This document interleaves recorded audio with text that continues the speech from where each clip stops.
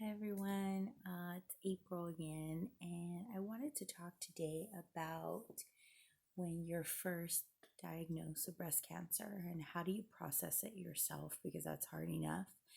How do you explain it to family and friends? And especially what was the hardest for me, how do you explain it to your children? I want you guys to know that there is no right or wrong way. I'm sure I made not the greatest choices in the way that I just came out and told people that I have breast cancer, but like I said, there's no right or wrong way.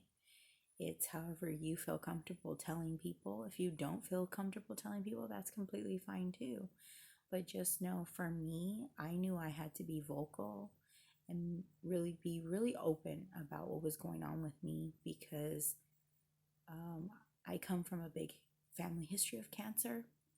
And I feel like a lot of uh, it was quiet. Nobody talked about it. It was very hush hush. And I don't think that cancer in general should be like that. I think it's something that we all should talk about. So, for me, I'm going to tell you how I told my family, friends, and children. Um, First ones that knew were my sister in law, my father in law, and my husband. Um, they went in a random order because I got the phone call with a gentleman saying that I had invasive ductal carcinoma. I blanked out when he said those words and basically was like, give it to me in English because I have no idea what you're telling me. And he basically then told me I had breast cancer. I right away called my sister in law because I had my then 2-year-old daughter that was about to turn 3. So she's not going to understand what's going on. So I needed to ask for help. And can someone come pick her up? Because I need to process this news for myself. Because I was upset, I was crying, I was angry, I was sad all at once. Um, the next people that I told was my husband was coming home from work. So that was the worst for me, along with my children, because of the fact that when he came in and asked what the test results were, I had to tell him it was breast cancer. And my father and my husband are very, very strong men and they never like to show fear. And they always put on a brave face, even when they're not feeling the bravest. And my husband um, got down on his knees and just started crying. And that was really hard for me. I started crying. And I had to reassure my husband that I'm going to fight through anything I need to fight through because I want to be here for my children and him. And I wasn't going anywhere, you know. My plans were to stay and grow old with him. So I told him, and the next man that walked in was my father in law, and he hugged me. And I don't think I fully had cried at this point. Um, and so when he hugged me, he told me in my ear that he loved me and that to just let it out. And I fully cried in a bear hug that he gave me. And although it was a sad moment, it was a very beautiful moment because I finally let out that cry that I needed to cry. Um, so I'm grateful that he he did that for me. Um, the next person I told was my oldest daughter. She was 10 years old. We sat her down, and me and my husband agreed that I would take the lead on telling her. I unfortunately did it the wrong way. I started to tell her basically bare minimum. I said, Mommy's sick. They found something and Mommy's sick, and they're going to have, the doctors are going to help me get better. And I kind of left it at that in that moment. And she kind of got up and was confused and went to her room. And my husband turned to me and said, you can't do that to her. Um, you know our daughter well enough to know that if you just send her off and tell her just that, she's more confused than anything. She has to actually know what's going on. to understand and to feel okay with what's going on with you. But to not know and you to give her such a short version is worse. So I called her back into the living room and we sat down and I told her, you know what, Mia, I think I need to explain it a little bit better. So she sat down and I basically told her, look, mommy had felt a lump on my breast and I went and got it checked and, they did the test results and they found out that it's breast cancer. And she started to cry and she looked confused, of course. And I explained to her that mommy was going to do everything in her power to get through breast cancer and to get better. And that I had a team of doctors that were going to help me. And isn't that amazing? Mommy's got a whole team now, And I made a joke and said, Mommy's too stubborn to die and to go anywhere.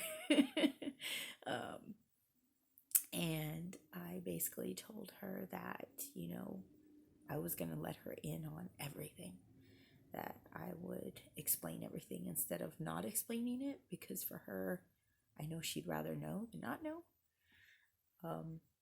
And I had to give her that time to just cry and be angry, whatever she wanted to be. And me and my husband had to reassure her and let her know that I was going to get through it, that the family was behind me, that everybody was going to help, and that it's just going to take some time. And, it's up to God at the end of the day. But mommy's going to do everything in her power, along with her doctors, to stay here and to be with you.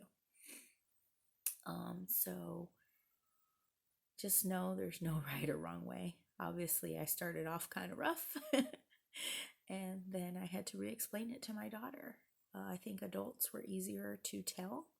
My family was beyond supportive, and I hope that you have that. If you were newly diagnosed, or if you know someone that was diagnosed, please be supportive. That's all they need to hear, is that you love them and that you're going to be there for them. Please do not tell them of someone that has passed away. Bring positive energy towards them. Tell them about success stories, about, oh, did you hear this survivor? She's doing so well. Or, tell them good stories. Don't tell them of people that passed away from cancer. And for you people that were newly diagnosed, don't listen to those stories. Please tell them, you know what? I'm glad you want to tell me that story, but you know what? Can you please not? Because believe me, it's going to do you good. And it's okay to tell them, you know what? No, I really don't want to hear that story.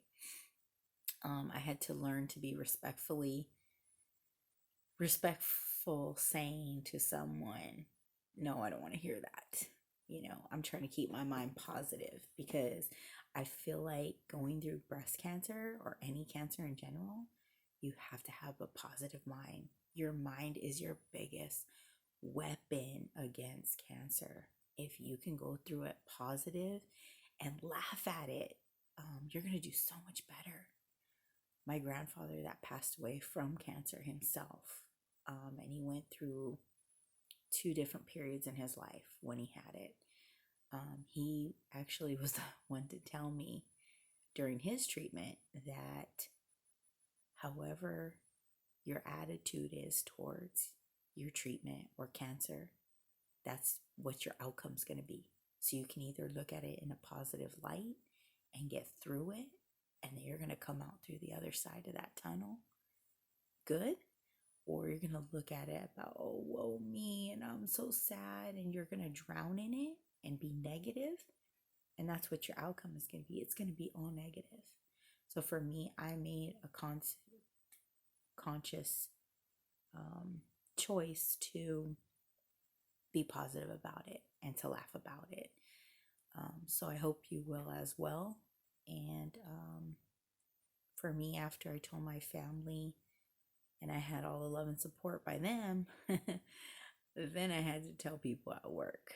So for me, I am a manager. So I actually told my boss first and told my other fellow managers about it.